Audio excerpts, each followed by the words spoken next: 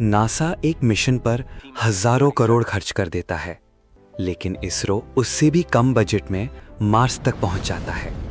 आखिर इसरो के पास ऐसा क्या है जो दुनिया की सबसे पावरफुल स्पेस एजेंसीज को भी सरप्राइज कर देता है?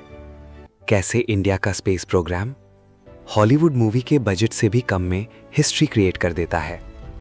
दोस्तों, जब भी स्पेस मिशंस की बात होती है तो सबसे पहला नाम आता है नासा।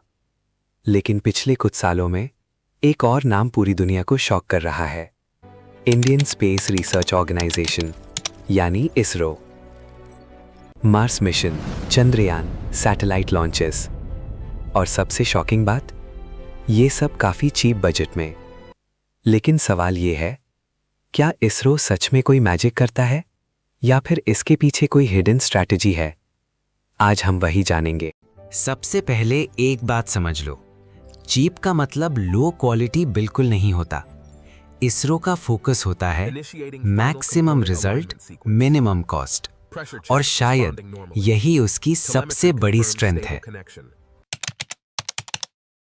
नासा कई बार फ्यूचरिस्टिक और हाईली एक्सपेरिमेंटल टेक्नोलॉजी यूज करता है, जिसमें रिस्क भी ज्यादा होता है और कॉस्ट भी। लेकिन इसरो वो ज्यादातर प्रूवन टेक्नोलॉजी को ऑप्टिमाइज करता है, मतलब जो चीज पहले से काम कर रही है उसे और एफिशिएंट बनाना।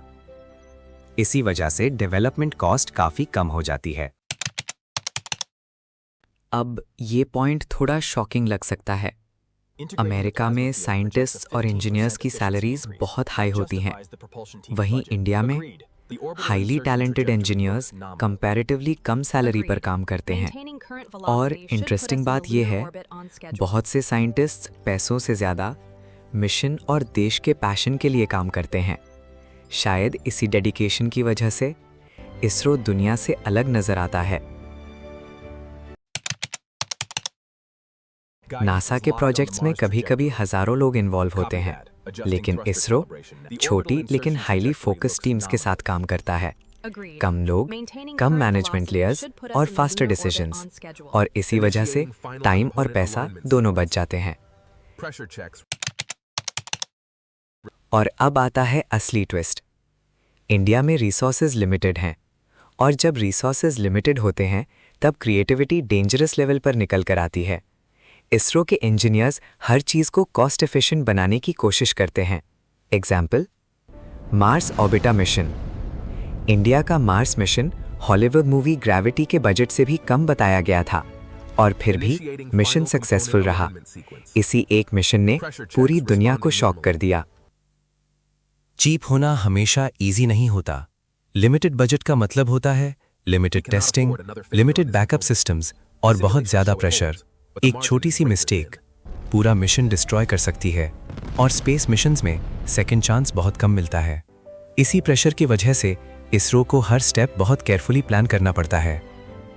अब फ्यूचर और भी इंटरेस्टिंग होने वाला है। इंडिया अब प्राइवेट स्पेस कंपनीज को भी सपोर्ट कर रहा है, और अगर इसरो इसी स्पीड से ग्रो करता रहा तो फ्यूचर में इंडिया ग्लोबल स्पेस मार्केट का एक सुपर पावर बन सकता है। हो सकता है आने वाले टाइम में दुनिया के कई कंट्रीज अपने सैटेलाइट्स लॉन्च करने के लिए नासा नहीं बल्कि इसरो को चूज करें। कभी कभी पावर सिर्फ पैसों से नहीं आती, कभी पावर आती है स्मार्ट थिंकिंग से, डिसिप्लिन से और इम्पॉसिबल को पॉसिबल मान लेने से।